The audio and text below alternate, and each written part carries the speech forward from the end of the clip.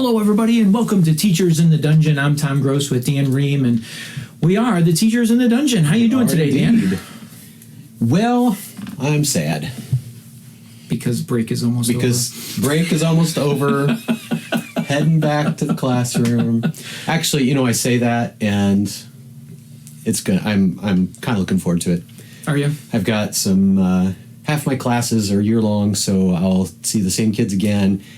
Half of them are semesters, so I'll get a whole new bunch of kids. Oh, all right. So kind of the best of both worlds. Cool. I want to ask you a question. I was thinking about behind the screen when we're DMing. Yes. Do you ever fudge your dice rolls?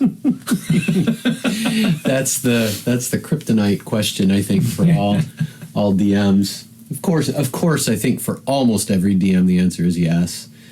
Because I started DMing almost immediately after I started playing Dungeons and Dragons, I suppose it could have gone anyway. I suppose I could have assumed, I should never do that. Mm-hmm. But instead I went the other direction, and I was always doing that. It's probably a horrible, horrible confession. So Chris and Mark and the rest of you don't listen. But in the beginning particularly, and I again, this is full disclosure, all of my black heart on display. Oh, wow. And then I fudge them every way, or did. I was about to ask, is there a particular way in which you fudge? Like yes. Harder or easier? Both. Particularly at the beginning, if I felt like a fight wasn't going the way I thought it should, I'd just cheat and make things hit that weren't supposed to. Mm-hmm. But then I feel guilty, so I wanted to make sure that you didn't actually die because I changed the dice roll, so then I'd have to change them the other way sometimes. And that's, I think, a conundrum that I have gotten myself out of now. But for a while, that's kind of how I did it, and that ended up, I think from the player role, it was fine in the sense that I think in the end it sort of balanced out, mm-hmm. and I could craft combat encounters that were challenging and enjoyable and yet not unfair in the end. Right. But the way I did it was not allowing the dice to do their magic, because sometimes things are going to go bad, mm-hmm. and sometimes things are going to go super well, and I wasn't letting either of those things happen. Okay. So that's kind of the confession part. And as I said, I think I've worked past that now to a different way that I fudge, but I'll let you have a turn first. Oh, okay. Yeah, so some things came to mind, but so obviously the answer, my honest answer to that question is absolutely. I fudge.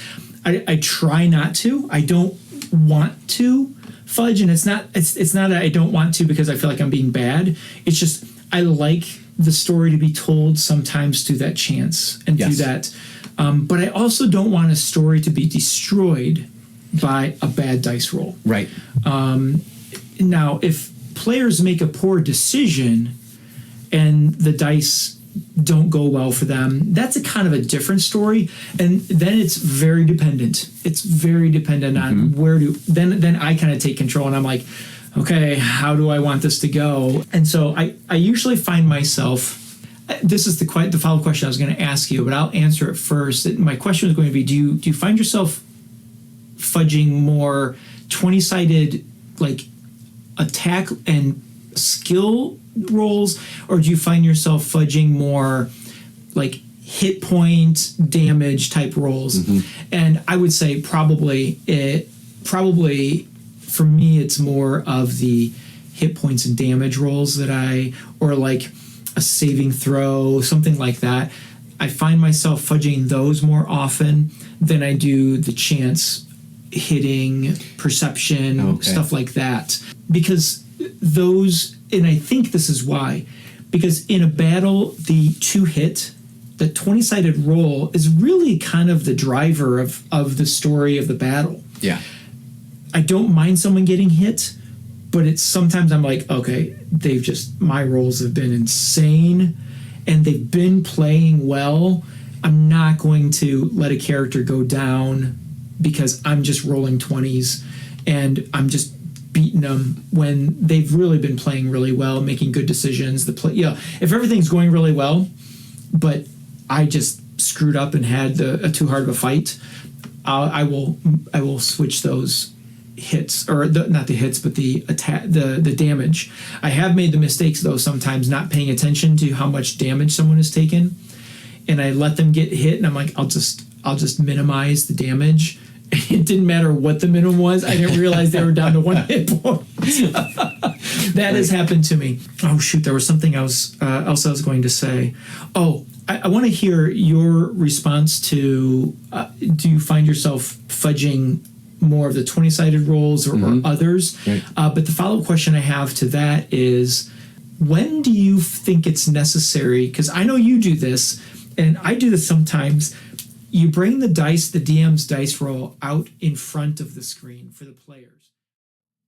All right, we had our monthly air raid, tornado siren. We grew up during the Cold War, so there were civil defense drills where you had to get under your desk because that's what protected you from nuclear fallout. But that's right. It's more like weather things. Let's keep it that way. Let's keep it the weather, things. But it's a Tuesday, 10:05, first of the month, first Tuesday of the month. So there was a little bit of a jump cut there, folks. Sorry, but Tom, you'd asked me about fudging dice rolls. So I started out just fudging everything, which was really, really bad. Now I don't fudge D20 rolls unless the group is just getting hammered and I'm convinced that I created an unbalanced encounter. Okay. Mm-hmm. Then I will fudge 20s. I will fudge damage rolls down. Again, kind of like you were saying, if the dice are really working in my favor and it's no fault of the players and they're just getting hammered, then I will revise damage down a little bit. Kind of as a tangent, my buddy that DMs for me, Jay Gross, that we had on the show a while ago, he came across a really interesting article we might want to take some time in looking at about how to,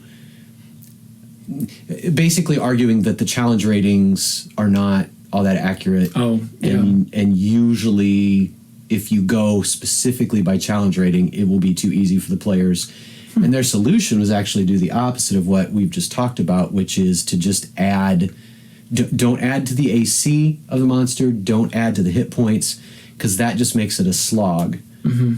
Add to the damage the monsters can do. Oh, I see. Okay. So it's scary because any monster hit is going to just be bad. Yeah. But you still have just as good a chance of hitting back against the monster. And I thought that was a pretty smart way to do that. That is interesting. So anyway, and then your second part, when do I pull the D20 out and let everybody see? Yeah. So I had to think about that for a minute when you said that, because I know I do it.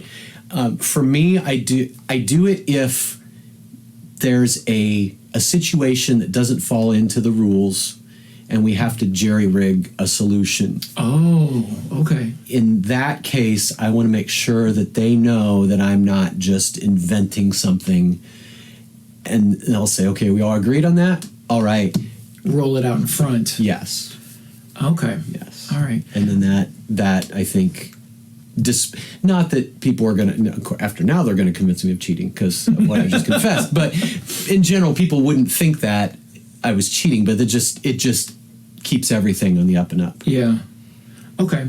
I think a lot of times I'll pull it out in front of the screen when it's like a very dramatic roll. Yeah. Like if we know somebody is very wounded and everyone's like on the edge of their seat, I'm like, okay, I don't want anyone to think that I'm messing around back here.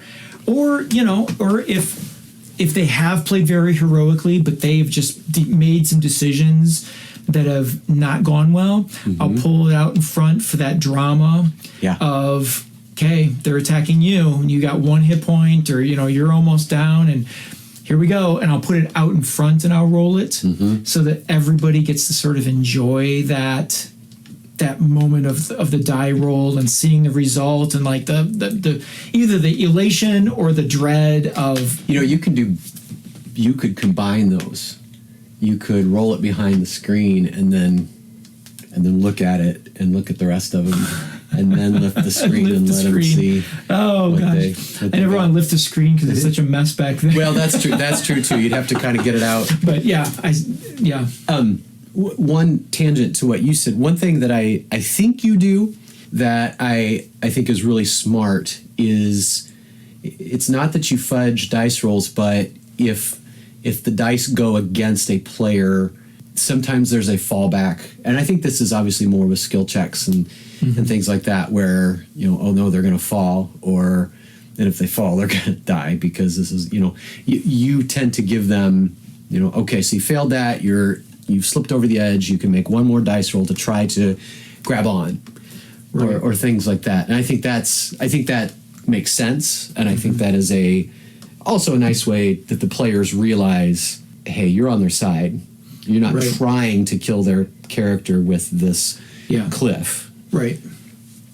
Yeah, I mean, I guess when I look at it and I think about as being a DM and what our purpose is it always comes back to the story itself. Yeah. Combat is sort of just an obstacle that the players have to overcome to continue that story. And the dice add that randomness to it. I mean, have you ever been tempted to just there's an encounter and you're like, wait, what was I thinking? Why? Have you ever announced that there is something there and then immediately thought, I wish I would have just skipped this. I wish I would have just skipped this. And the temptation for me sometimes is you guys handle this combat with no problem. You take care of it. You don't roll at all, and you just describe that, you are able to just completely annihilate this advanced scout of goblins, but they were there. Yeah. Because, when you're dealing with 5th, 6th level characters, I mean, the reality of it is an advanced scout is probably going to be kind of red shirts and or just, fodder.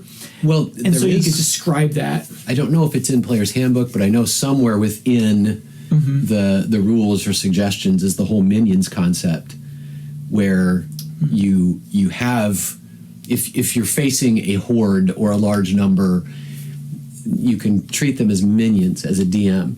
They still have the AC and the attack of a regular creature, but they only have 1 hit point. Oh, gotcha. Okay. So any hit that's done takes them out. And I think that's kind of a smart thing to do. Yeah. And that could be a way that you handle those sorts of combats, particularly if you're 5th, 6th level and it's a goblin scout. Right. Yeah, you are going to be able to mash them pretty quickly. Yeah. Okay, that's a good point. I'm trying to think of other times that I am tempted to fudge the dice, or times that I'm not. And so here I'll talk about one that actually we'll talk about in the Waterdeep soon. Okay. In the next couple episodes of that adventure, is when a character does die, you are 100%. Well, I shouldn't say 100%. You are probably in control of that final roll of that character dying, and so the temptation often is, I don't want to kill somebody's character, especially after they've got third level or higher. I don't normally have trouble knocking off characters that are 1st or 2nd level. I don't know. I mean, there's an investment there, but at the same time, I feel bad about it because 1st and 2nd level characters are quite fragile, especially if the player hasn't really invested in figuring out, how do I preserve myself? Yeah. But once you're 3rd, 4th level, and in many classes, you've got those special subclasses, and the character is really starting to develop. So there's an instance where, and this was unique because it was on pandemic, and we were playing online, and we were not using online dice rollers. No. We were just going on the honor system, and we were all rolling dice at our own desks, and then just sharing the numbers on video, or just saying what the numbers were. One character fought very well through this certain battle, and I'm going to stay very vague because we're going to tell this in more detail in a few weeks. And they had an opportunity to walk away from the battle and everyone be just fine, but this player their character chose to pursue a villain who was exiting, leaving, fleeing the battle. They pursued. engaged them, and I will never forget. It was quite late at night for us. That's 10:30, 11 o'clock. But it was, after playing since about 6 o'clock, it felt very late at night. Mm-hmm. And I will never forget rolling, because this character, the villain, had 3 attacks. And it was that third attack that was just annihilating you guys throughout this entire battle. Mm-hmm. And I made the first attack, second attack, both those hit, and then the third attack was a critical. And I thought, I didn't really know what to do. Because they were going to die. I knew they were going to die. And because that would be enough to take them down. Yep, past that threshold of, no death saves, it's just death. And I remember looking up at all of you, your digital faces on the computer, and one of our players had to step away, and I rolled the dice, and I remember seeing the result, and I knew I didn't even really have to roll the damage, but I did anyway. Mm-hmm. And I thought, it was so hard. I wanted to fudge so bad, mm-hmm. but I thought, I want to honor this character's decision. Yeah. And this player's decision. Yeah. And I knew that they would be sad. I knew that it would be shocking, because it's in our group, it's the first time a character had died. In like our extended group, from our other adventures and everything. And I just remember looking up and I don't even remember what I said. I think I said, you died. and it's those moments that you're thinking as a DM, I don't want this story to change. But in this instant, the things that were running through my mind were, it was a very difficult fight for you guys. Mm-hmm. Some players were not making good decisions. Some players were making really good decisions. Some were rolling well, some weren't rolling well. I mean, it was really a very even battle. In fact, I think our entire game session was almost this battle. I think we spent 4 hours. Mm-hmm. And again, it's being remote that slows things down slightly and whatnot, but it was probably a 4-hour battle, which I don't ever draw those up that way, but it's just the way it turned out. Yeah. And this player makes this, I felt like he made a decision. Like, I even kind of thought, we're out of initiative. Everything's settling down. I had, in my head as the DM, thought, I know where the story goes from here. But he was like, I'm going after. Thinking, okay, can the numbers work out? Can this individual catch up with the villain? Blah, blah, blah. I was like, they can do this. Okay, do it. Like all of the little DM tricks that you do, your T-shirt that says when the DM's smiling, you know it's all over, or whatever the quote is on your shirt. I gave him all of those things, saying you can I pursue? You can. You can try. You can try. And all through that, and I'm like, okay, they made that decision. So I was like, in my head, I was like, I'm not fudging the rolls. But then as the rolls were happening and I saw how it was going to go down, I wanted to fudge them so bad. That was a good decision, because it did become very memorable for the game and for us as players. Mm-hmm. And it did raise the stakes to know, well, this can happen to your character if things don't go well and if you are impulsive. Right. What I was going to say, that sort of negates the point I was going to make, is that this might be by design in 5e, but the death saves do take the pressure off the DM. Very much so. Particularly when if a character is not alone and there are others around him mm-hmm. that can. I haven't had any deaths in our group, but other groups that I've DM'd, I have. Mm-hmm. And there was one instance where, quite frankly, I think the other players didn't care for this player. Oh. And he went down due to his own actions. Mm-hmm. And I don't think there were a couple that had healing abilities, and I don't think they intentionally thought, I'm going to let him die, but I think it was, we're in the middle of a battle, I'm going to do this first.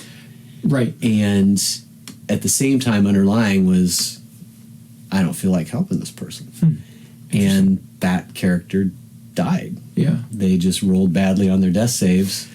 Yeah, I mean, we've been talking about death here, but that is, I mean, that's, if you're going to fudge rolls, most of the time you're fudging a roll to try to avoid death. Yes. Or just an awful situation. Do you ever? Yes, just to be clear, I've never fudged a roll to kill somebody. I've never. Yeah, right. I've never. I have fudge rolls to try to keep people from dying, Yes, but not to kill somebody. Yes. Exactly. Maybe a villain. Yes. I fudged where a villain or a monster or something like that. I'm like, this battle's ready to be done. They're not going to hit anybody again, or if they do. But this conversation leads to this question.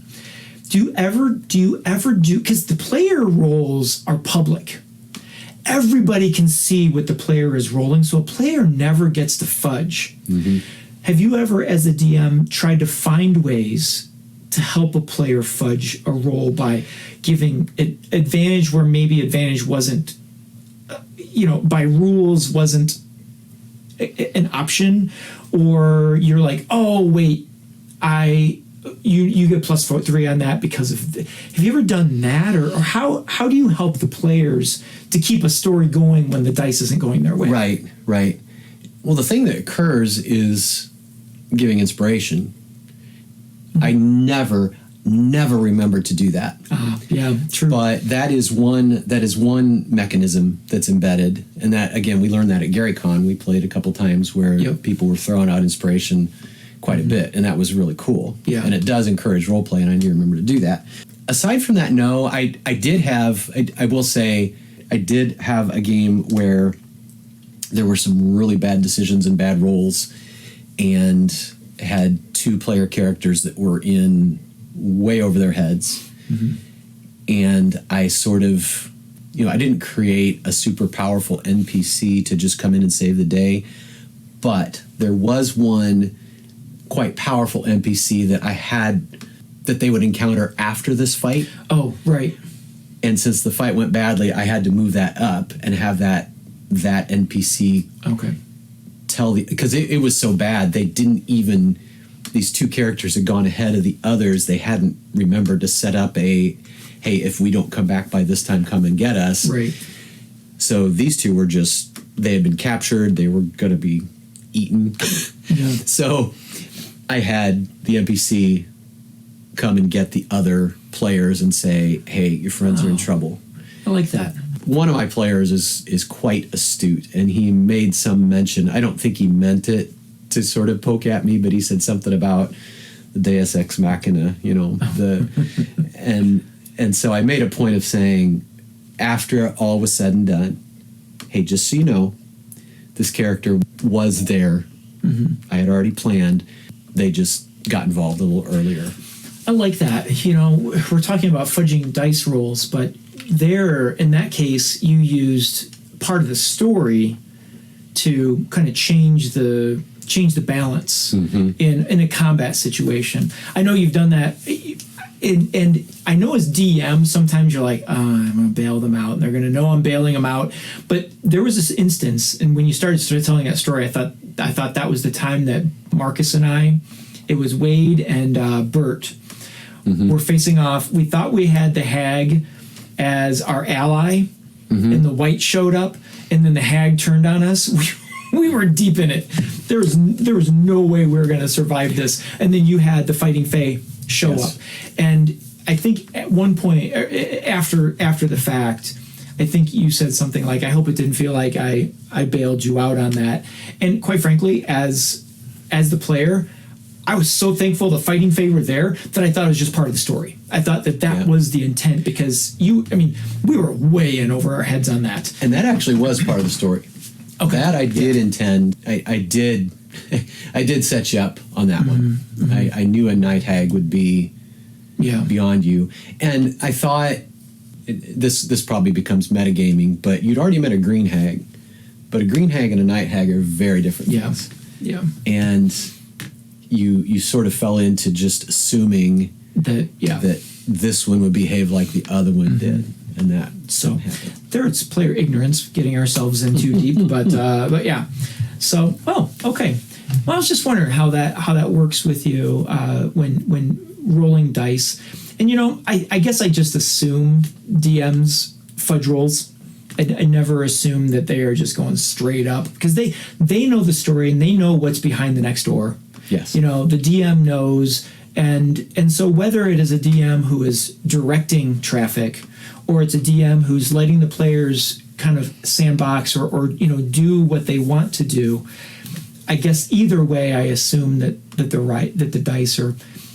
And I, it wouldn't be fun if I knew that you were fudging every single dice roll. I know that there's chance out there, but I assume that there are places where, for whatever happens in there. So I think it's just part of the game. Yeah, I think it's part of the game. We're all learning.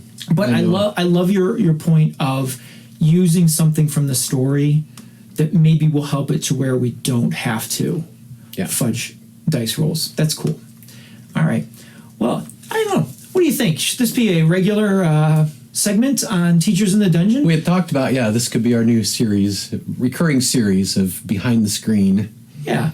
I think something I like about it is that we get to hash out things as DMs that we always have question about, but also I think it's easy for everybody else to sort of jump in on this conversation.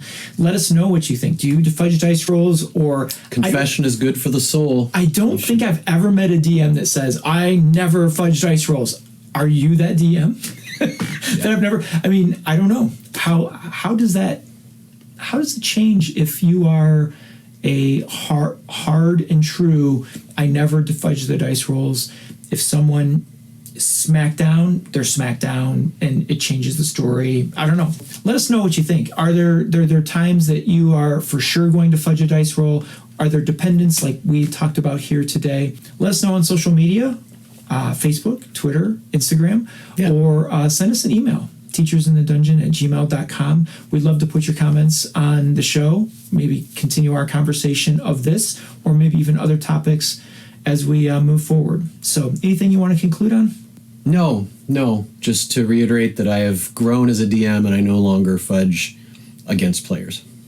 If a fight is a wipeout that they just destroy the monsters, so be it. Yeah. That's fun too. Absolutely. And it builds confidence, and sometimes they'll see what worked. They might look at strategy that they're like, we've never done that strategy before. Or I know a place where I was really stymied as a DM is when someone pulled out a spell they'd never used before. And I'm like, you had that command spell? I didn't know you had that command spell. What does that command spell do? And it threw me for a loop. And I'm like, okay, you won a battle that you probably shouldn't have, but I wasn't expecting that. Right. Cheers, tip of the hat to you. Yes. Didn't fudge anything. So the story is what the story is. Yes. So, all right. Well, we'll conclude here at Teachers in the Dungeon. Until next time, keep rolling those 20s, but if you need to fudge it, just go ahead. You're behind the screen. We'll see you next week.